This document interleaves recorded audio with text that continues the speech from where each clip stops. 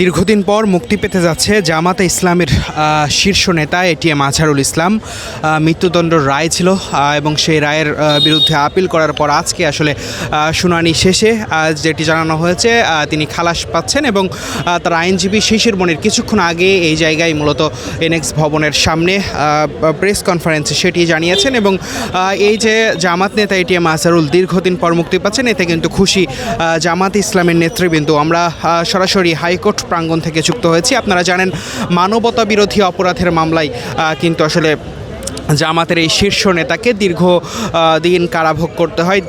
2012 সালে মূলত তিনি মগবাজার থেকে গ্রেফতার হন। তারপর থেকে তিনি কারাগারেই অবস্থান করছিলেন, কারাগারেই ছিলেন এবং আজকে এই যে রায়ের ঘোষণার পর খুব শীঘ্রই আসলে মুক্তি পাবেন জামাতের এই শীর্ষ নেতা, এমনটি মনে করছেন জামাতে ইসলামের নেতাকর্মীরা। এবং তারা কিছুক্ষণ আগে আইনজীবীরাও এই জায়গায় ছিলেন। আইনজীবীরা আসলে বেশ আনন্দিত এবং তারা আসলে বলছেন দীর্ঘদিন পর সত্য প্রতিষ্ঠা হয়েছে এবং সত্য রায় হয়েছে, এমনটি আসলে তারা মনে করছেন এবং তারা এই রায়কে সাধুবাদ দিয়েছেন এবং বিগত দিনগুলোতে যে রায় হয়েছে সেই ব্যাপারে আসলে তারা এখান থেকে প্রতিবাদ জানাচ্ছিলেন এবং বলছিলেন সেই সময় যারা সাক্ষ্য দিয়েছে তারা অনেকেই আসলে নিজের পরিবারের নামই জানতেন না, কিন্তু তারা এটিএম আজহারুলকে নিয়ে বিভিন্ন সময় মিথ্যা সাক্ষী দিয়েছেন, এমন বিভিন্ন কথা আসলে বলছিলেন।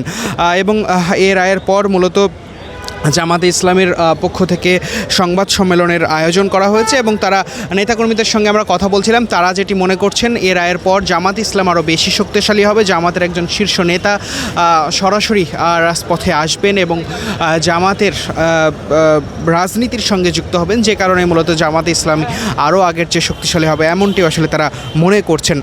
সরাসরি দেখছেন হাইকোর্ট প্রাঙ্গণের যে চিত্র সেটি আপনাদেরকে জানাচ্ছিলাম। এটিএম আজহারুল এর মুক্তি নিয়ে আসলে সর্বশেষ যে খবর এবং তার রায়ের সর্বশেষ খবর।